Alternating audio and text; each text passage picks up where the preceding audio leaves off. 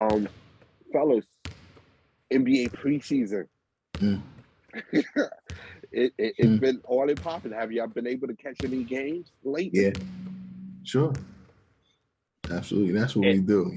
Look at that guy. You know that guy. You want to look at P right now?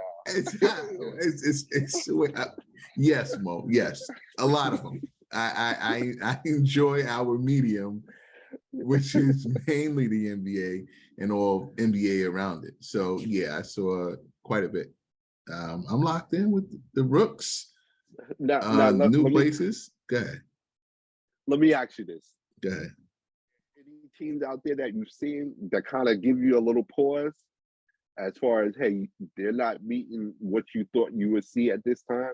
Or are there any teams out there that you say, all right, they look like they're on their way? The Lakers look like they're going to win 29 games. Yes, sir. Brooklyn looks like that they'll be in the mix, but they'll be a mess. Yeah, if that helps, it looks a mess. I'm almost tempted to take them out of my top 6 consideration. Ooh, that bad. And yeah, I want to apologize to you. Preseason wise, I don't know how they do it, and it looks like Miami's going to be in the play. I don't know how. Hopefully, preseason. I looked at their team last night.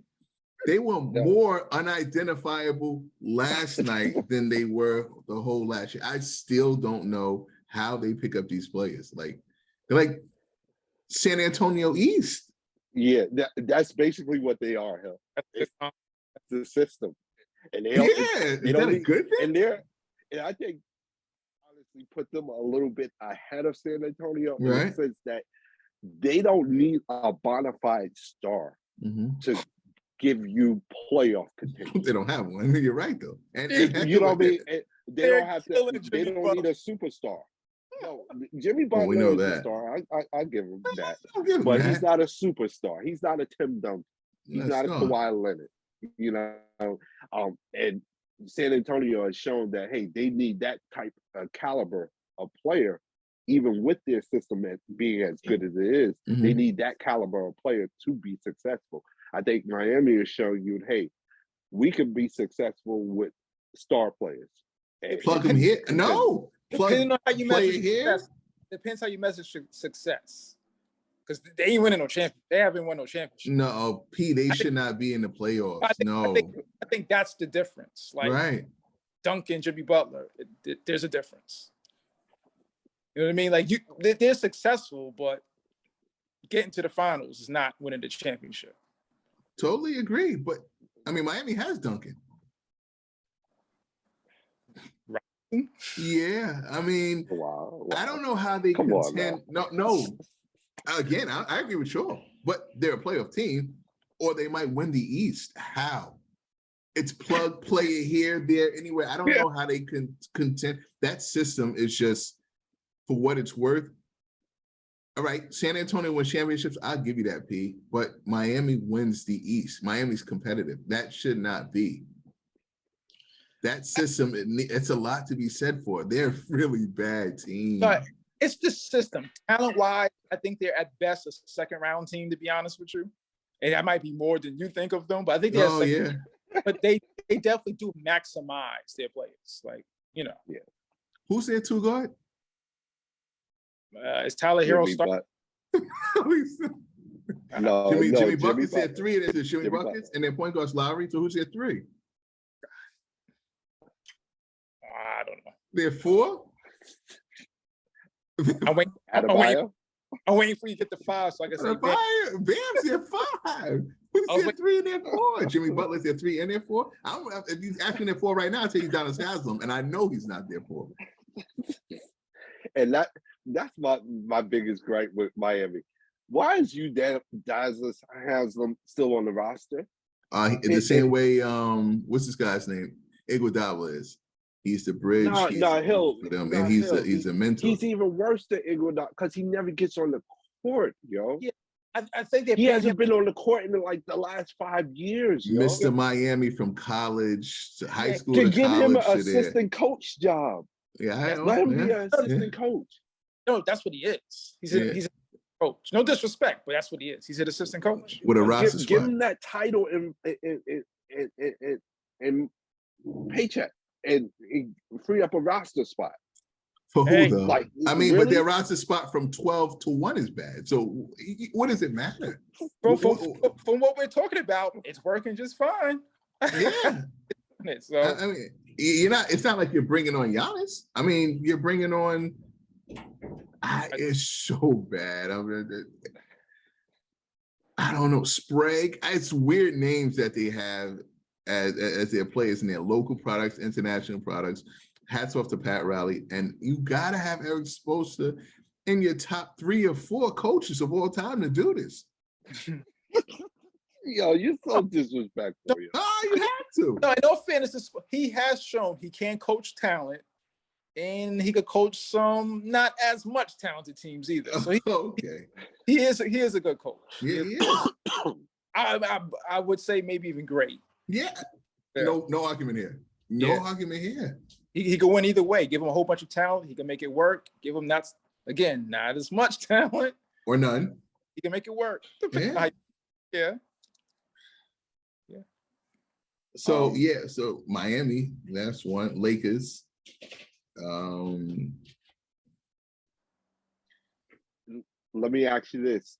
Concerned about Denver with Jamal Murray. He was playing in a preseason game last night. I believe he hurt his hamstring. They're saying hamstring tightness right now and just being really precautionate. But are you worried at all with Denver and him and Michael Porter coming back?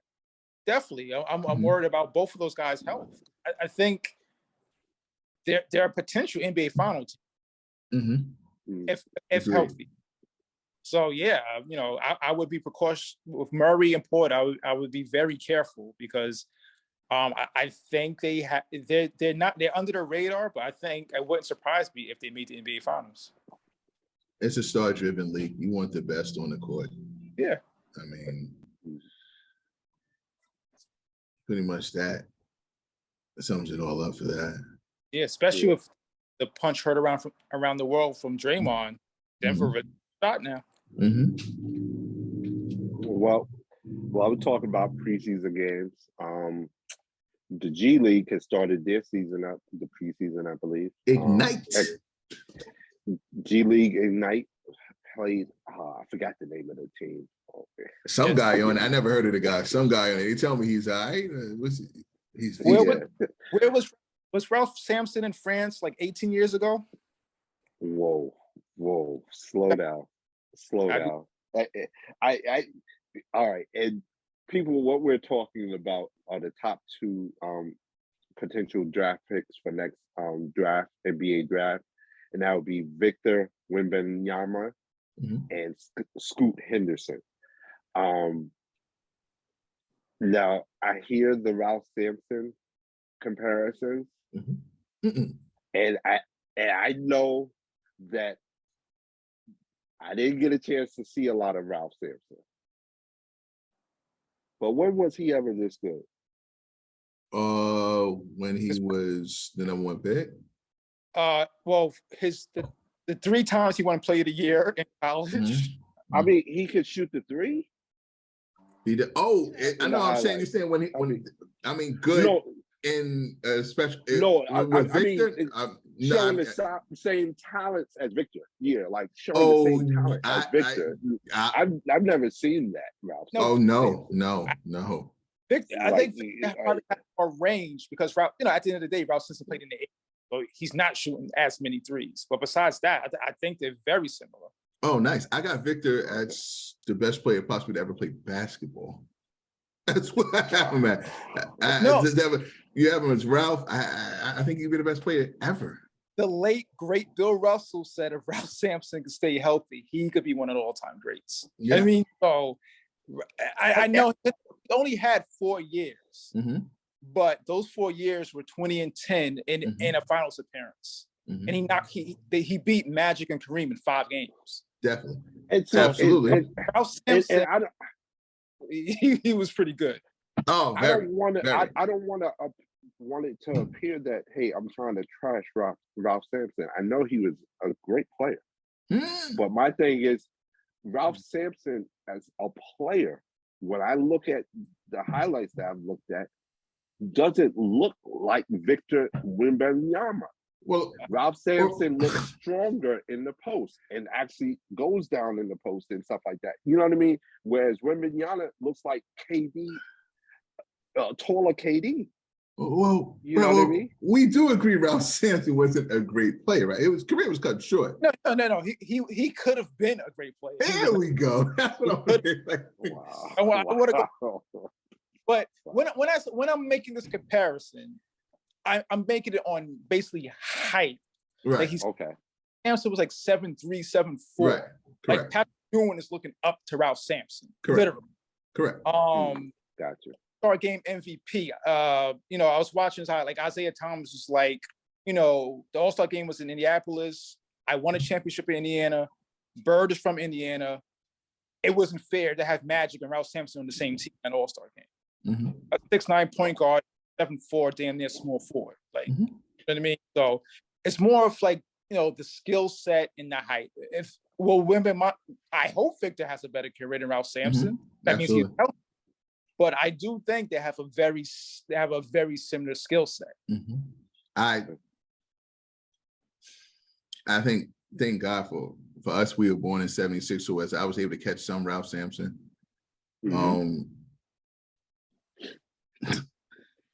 I don't have the skill set close.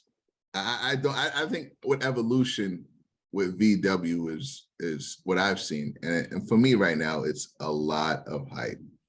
A lot of height. To come around the curl at his height gives me Kevin Durant vibes, but he has better handle than Kevin Durant. He has the defense of Giannis, but he tends to have a little bit more. I don't want to knock Giannis, but I don't want to. When people say it, I'll say it. But he has better discipline than Giannis to know that he's more valuable to stay on the court. He has more control than Giannis. Giannis doesn't have, as great as Giannis is, he is not polished as VW. VW is just a better player. Giannis is more dominant. I've seen nothing that this kid can't do on both sides.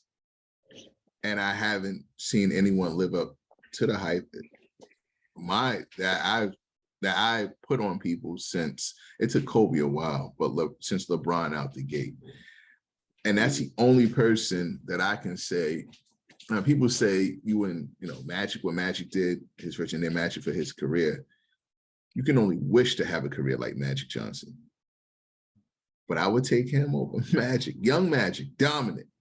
The only person I can see that from a talent standpoint, and it's like, how the heck you could say it, would be dominance, talents, defense would be the King from who I saw. I remember the King in high school, and I'm like, he's just a man among boys. Like, he's not his age. That's the way he played. And watching V-Dub do it against Ignite, it was like, he's toying with them. There's nothing, you can't block his shot. He's blocking their shot from a range. He's closing distance. It's wild.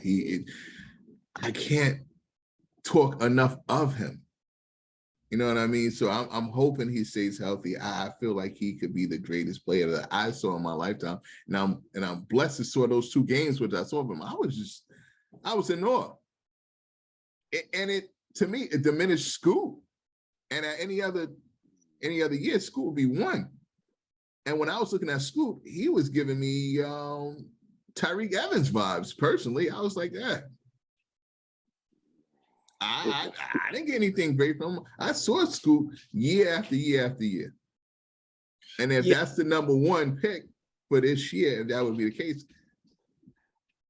I think right now, because Victor was in the same game as Scoot, It makes it hard to really. I think it's going to make it hard for you to really appreciate what Scoot brought to the game, because he was solid game. More than solid. More, but I've seen it though. Like what he's done is I've seen. Yeah. What I was looking at with V-Dub was a shake and bake turnaround from three, effortless. What are you doing? Coming off a curl, shooting a three. He's 7'5" with shoes. The alley-oop, he's about 13 feet in the air. His range from the free throw line, he's jumping from there. It doesn't make sense. It's a giraffe playing with Thanos skill. He brings the ball up, and it's not Kevin Durant handle at his height. It's point guard handle. You know what I mean? And they were saying, welcome to the party now. He's been doing it since like he was 17. Yeah. So I'm like, we talked about this guy. Right. We were on him. Definitely on him. But seeing it is definitely believing.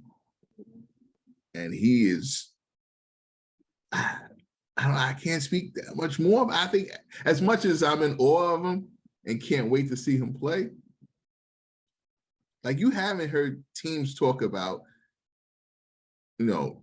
all these trades being like, I mean, Danny Ainge is looking to give up his entire team right now. He's trading everyone. Like low key, everyone's looking to tank. Yeah. I mean, if you don't think you can win a championship, tank. And I don't want to see him on Utah. I want to see him on Utah. No one wants to see him or San. Put me on record. I don't want either one of those. San An, have Pop.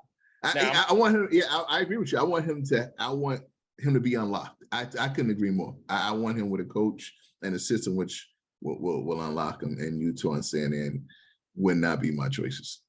Yeah. But yeah, I will. So those games were, in my opinion, more exciting than any NBA preseason game. I was there. Close. I agree with you there.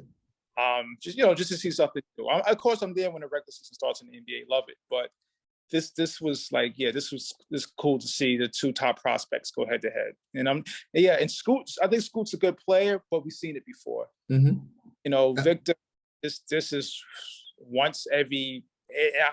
I'm just saying this because I said Ralph Sampson already. Like, you know what I mean?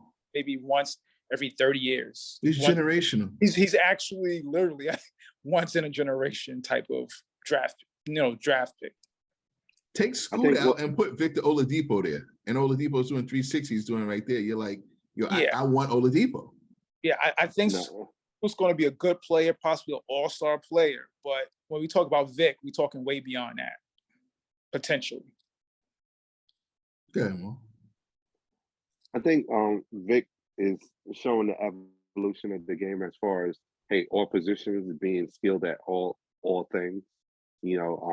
Traditionally, I know when we were growing up, if you're 6'6" and below, you are expected to have guard skills. Mm-hmm. And that included handling, passing, shooting, etc. If you're 6'6" and above, you're expected to have forward skills, maybe some outside shooting, but you're expected to bang, get the rebounds, defend hard. If you're a center, 7 foot, you're expected to post up, rebound, and defend. And now we're seeing that, all that has been turned on its head, and it's been a while now. And where everybody's expected to have those basic basketball skills of handling, passing, defending, and shooting. And I think Victor Wembanyana is like the culmination of all of that come to fruition. Where he hasn't limited himself because of his size. He said, I want to have guard handling skills. I want to be able to shoot like a guard, and this is the transition, I think, for the NBA to true positionless basketball. I think he's going to be the face of that in earnest. I know we've spoken about it and we give lip service to it over the last couple of years, but I think his coming to the NBA, if he's able to stay healthy and able to remain on the trajectory that we think he's going to be on, he's going to be the face of that transition for the NBA of, hey, true positionless basketball. Doesn't matter how tall you are, you could be our point guard. So I think he's shown that. I would like to see him against NBA competition.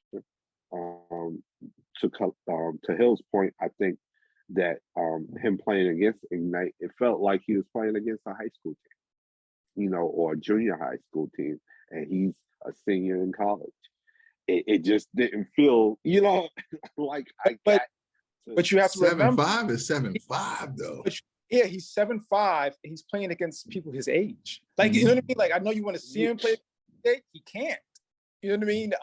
But this is, depending on what you think of college basketball, this is the closest level he could get.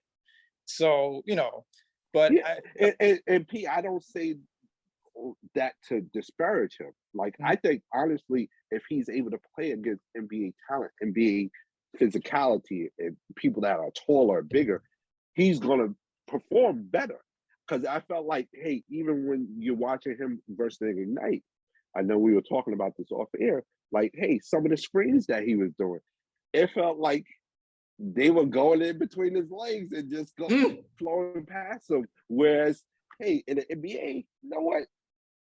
You're gonna be working screening against bigger guys. And hey, they're not just gonna be able to flow around you like you're rocking the string. And I think even when he was handling, a lot of times he was getting the ball and you really couldn't get his dribble because he had someone like 6'2" on him that was crowding his knees, and he just decided, you know what, let me just step back and pull up from right here.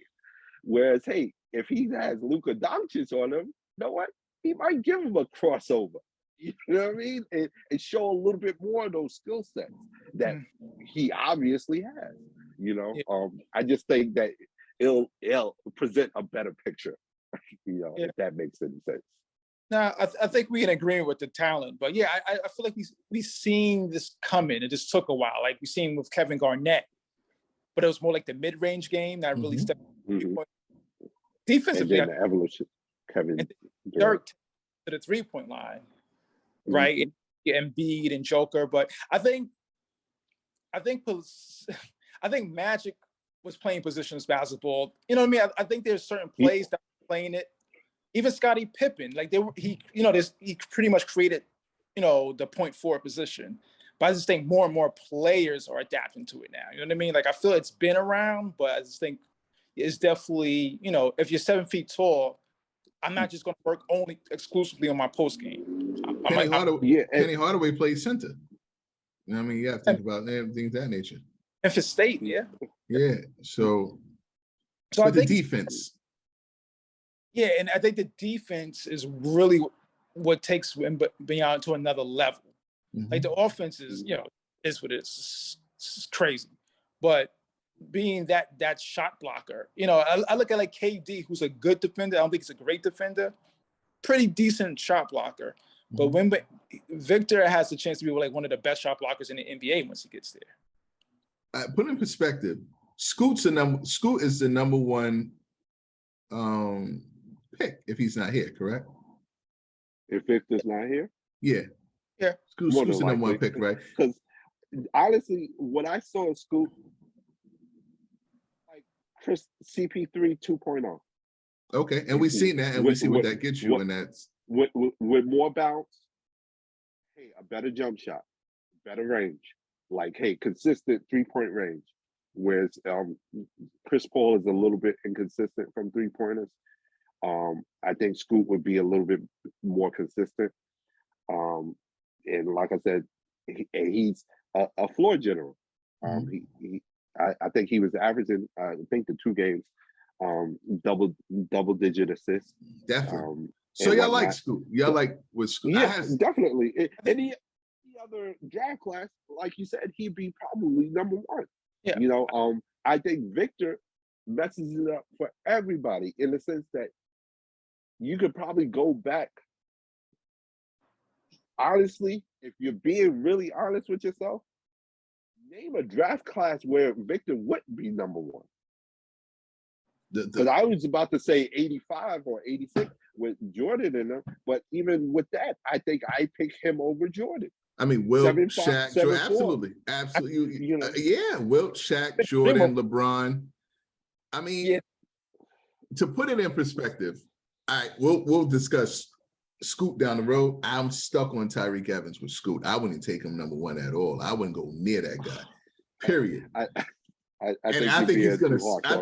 I agree. I think you got surely missing the boat with this guy. I think we really saw him before, and the franchise can be disappointed when they get him because they'll be back next year once they get him.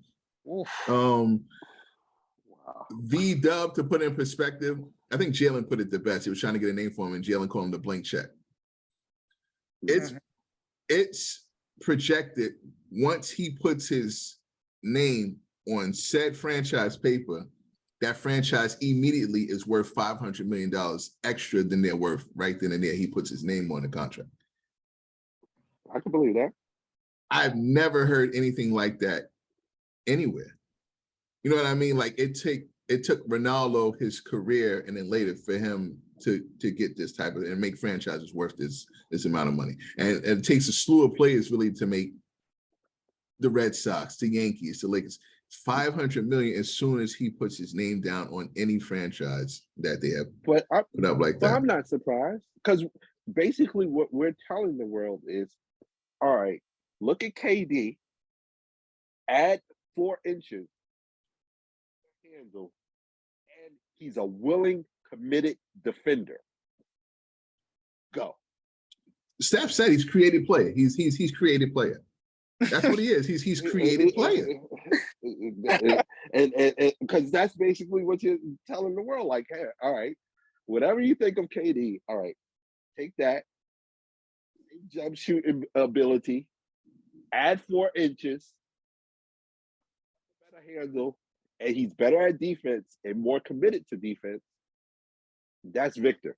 And P is like, we're playing a game. It's like, all right, I like to play with people who really exist, but let's tinker with this for a while and live or something, Hill. You know what, P? I'm gonna make my point guard 7'5". Well, that's stupid, Hill. I'm gonna have him 100 on defense. I'm gonna have him 100 on shooting jump shots. I'm gonna give him Steph Curry's jump shot. I'm gonna give him Giannis's defense. I'm gonna give him LeBron's drive, and I'm gonna make him 7'5". And you're gonna say, well, that's dumb. It's not in no real world. This is the projections of this kid right now. So it's like, it's just so much excitement with reality. Me. Yeah, so much excitement with me. I'm like 7'5", like, come on. I'm watching, and it's much watch TV. So again. Yeah, I hope the kid stays healthy. And, can't wait to see him in the NBA. Really good. That's biggest bust ever. If that doesn't, that's it right there. That's gonna be, if he gives me anything under 20 and 10, 25 and 10. Yeah. Hey, let us know what you think. Have you guys gotten to see these new draft prospects, Scoot Henderson and Victor Wembanyama? Let us know what you think about them. Hit us up on Facebook, Instagram, TikTok. We're here on YouTube. Don't forget to subscribe, hit that notification button so you can get the next show. Or you can email us directly at weneedafifth@gmail.com. Fellas, what's on the radar, man? I'll let y'all go. I talk too much already. Me, it's the Redeem Team, the special Netflix. Oh, you got to see it. It's a good flick, man. Good flick. I liked it. Yep. I guess whatchamacallit? For me, preseason basketball, and can't wait for the season to start. We got 10 more days until the season starts. So I can't wait for that, man. I'm there. Hill, what's on the radar for you, man? The demise of just watching more Hall of Famers just crash and burn. I'm that type of person. I'm just watching it. It's just, I've been watching Brett Favre and just watching Herschel Walker. It just day by day, and I can't get enough of it. I'm for the macabre, so that's where I'm at. Which one is next? Yeah, man, and I'm definitely checking out for that Black Panther 2. I'm there. I'm in the theaters for that, fellas. I'm letting y'all know now. November 11th. Don't even bother trying to hit me up. I'm be in the theater for that. The only thing I can see myself going to see is Michael Myers in the movie theater. So besides that, no, I probably won't. I think we're done with the show now. Thanks for ruining that, Michael Myers. Man. What is this, like Halloween 50? Jeez, when is he gonna die already? I think this one. I thought it was like 2 movies ago he was supposed to be dying. Jeez. A real franchise, I might add. A real franchise. That's what we're calling it? Yes, absolutely. Absolutely. Oh, on that note, man. Hey, don't forget to hit us up on Instagram, Facebook, TikTok, YouTube. Don't forget to subscribe to our YouTube channel. Hit that notification button. Let you know when the next show is coming out. And hey, stay safe. Definitely, man. Catch us on the road too, man. You're gonna be seeing us mobile. Yes, sir. Peace. Peace.